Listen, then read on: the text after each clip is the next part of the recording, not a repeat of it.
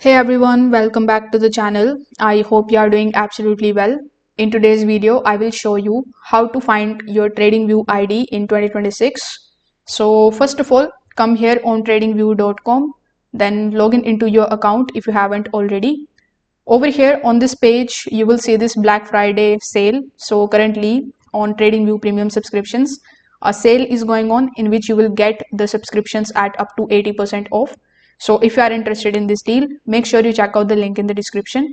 Now here on this page itself, simply click on your profile icon on the top right hand corner of the screen.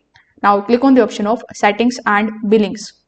Over here in the settings and billings, you will see the option of public profile. In your public profile, you will see your username as well. So in TradingView, your username is actually your TradingView ID. Now you can use this particular username for whichever manner you want to use it. Now, if you need the numeric user ID for support or script permissions, you just have to scroll down on your web browser, or you can also just simply click on this new tab here on the top. Now the URL that you need to paste here is called this.